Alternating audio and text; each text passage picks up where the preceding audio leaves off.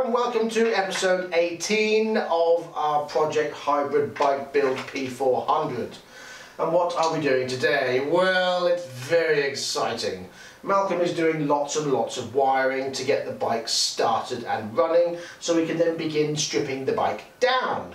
In the meantime, because there's not a great deal else I can do on the bike until the wiring's done, I am going to be doing something that we've needed for a very long time. I'm installing wiring and lighting in all three garages because it is desperately needed. So that's what I'm going to be doing, and that's what he's going to be doing, and so there we go. Rock the intro. Da-dum dum da-dum.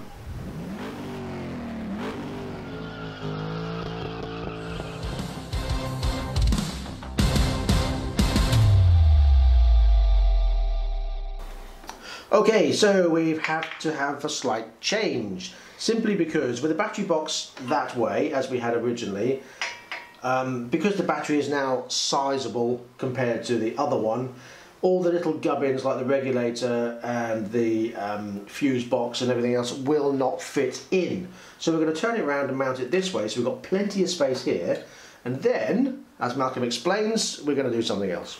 The argument is it would have fit, but it wouldn't have fit tidy, where you can't see all wires sticking out everywhere. So changing it around this way means we can put like the regulator up under a plate going underneath the seat, and we can have the fuse box sort of on top of that plate under the seat where it's protected, and we can have our rectifier like on the back of the battery box where it gets airflow, and then also have our start solenoid on the back of the battery where it's easily accessible, and then I can tuck all the wires in nice and neat and it's all good.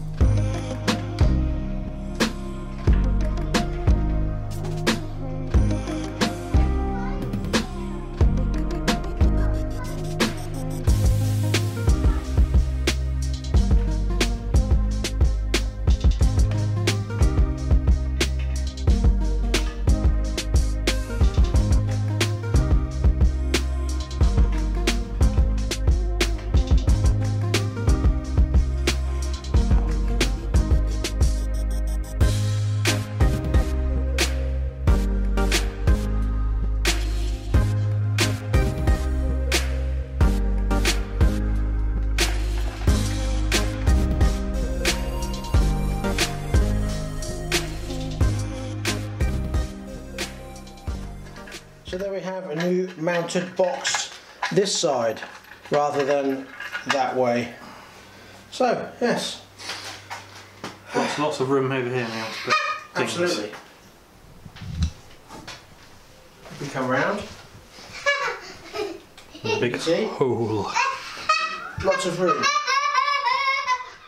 And someone finds that rather amusing. Is that funny? Okay. Hear no evil.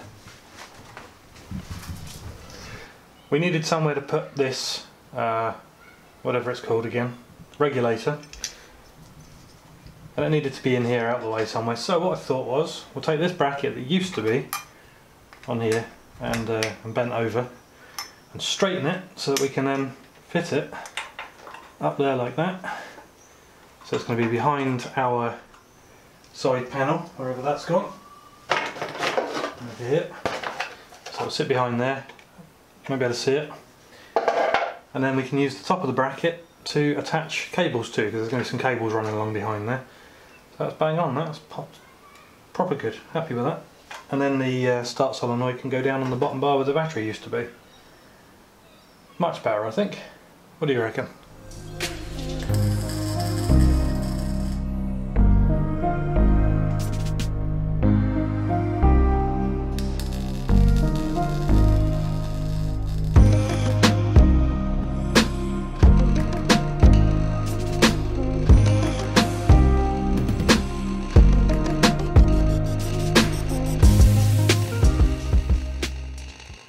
So there we have it, bracket for our regulator. So that will sit nicely in there behind the plastic cover. Our rectifier can go down on the battery box. The diode thing can sit on the end of the battery box. Start solenoid down here, fuse box up here, and I'll tuck the electronic ignition in, probably in front of the fuse box. I think that's everything covered. So having now had a quick look, this bracket, which holds the start solenoid, is going to go right there. Oops. Like that. So I am back from being out, and not only have I bought some connectors to do my light wiring, but I've also bought some other goodies as well. I bought these. Now these are 20 watt 10 ohm resistors, and there's 4 of those, one for each indicator. Because as someone mentioned in our comments, thank you very much, and the shop said the same thing, some bikes you can just put one in and it will be enough draw for all of them. Some said 2, but they also said that some bikes need one for each indicator. So they're only $4.99 for 2, as you can see there, look. So they're not bad. We're going to give that a go. I also purchased myself, as you do, some new stuff. I bought myself some new boots because I gave my old ones away to my son.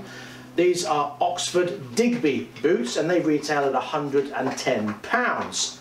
Protection in there, in the back, and in the ankle as well. And they're quite retro looking, so I think they'll fit the style of the bike. So I've got myself some of those, and I also bought some paddock stands, front and rear. I have to assemble it, but that's not really an issue. So it'll make it a lot easier for bringing the bike up and down, rather than trying to bits of wood to wedge under the stand. So these, like I said, they were £55. You can get them cheaper on eBay, but cut a bit of a deal for those. You can pay a lot more money for them. Some people pay £100 each for them. Mad people they must be. But anyway, we've got that, so let's crack on. How about we get this on our new paddock stands? Yeah, let's do that.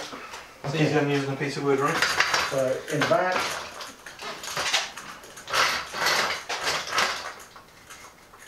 And lift. That was easy. Yep. And the front one, same deal, huh? Yep. Just one back, one in the middle of that. That's it. And up we go. Ta-da! There we go. Solid as a rock. A hunch. I think cheese and onion pasties, sausage rolls, and a cup of tea. Oh, tea. As a quick shout out to Axeman. Cup of tea. Cup of tea. Okay, so what you'll notice, despite all the Mustang parts in here, is that we have lights! Lights! That's good news. Anyway, back to the bike. That is good news. It'd be nice when there's lights in here as well. Absolutely. Right, we'll get round to it. Indeed. So, the big reveal, what has happened on the bike today? Well, as you can see up the top here, we have the fuse box. Now that is going to be screwed in, but we don't have the right size screws at the moment, so it's just cable tied in the right position. Yeah. And if you reveal the side panel, in a magician's assistant kind of way, we have everything glued, no, not glued, Fixed. it's fixed That needs cable tying, but apart from to that, the side of the battery box. they're all bracketed in how they need to be. Nice and solid, Still not good. really going anywhere. I had them 2 wires that I couldn't figure out earlier on. Turns out rear brake light switch. Oh, there you go. Yeah. And that's all hidden quite nicely. If you come around the other side,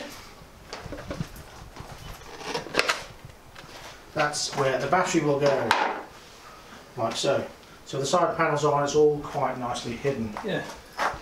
On the top here, it is a bit still, what? As you can see here. That's a job for next week. But next week that'll get done, and the bike will be running next week on the new wiring loom, and we will be beginning to do the strip down. In fact, we should hopefully get it stripped down. We're going to obviously have a practice getting the engine in and out to make sure that we can do that properly without scratching the frame, which is powder coated. So yesterday's video is a short one, and I apologise for that, but that's because wiring is boring. So there's no point having a video of just tinkering and wiring and blah, blah, blah. It's good to see the after effects. So the next video you will see all this complete, and you will see the strip down begin, and that's the interesting part. And then we'll be off to powder coating.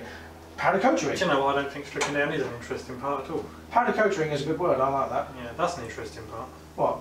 Powder coating. Powder coating. Yeah. Yes, we will. We will be taking the camera with us to the powder coatering, and we'll be asking if we can get that on camera. Because that's interesting, I feel, seeing it being powder coated. And also, we have something in mind for the tank and the side panels and that, but we will come on to that a little bit later on in another video. That, yeah, from my, yes, sorry. So, from us and the seagulls, it's time to end. Until next time, please ride and drive carefully. But have fun. Bye bye.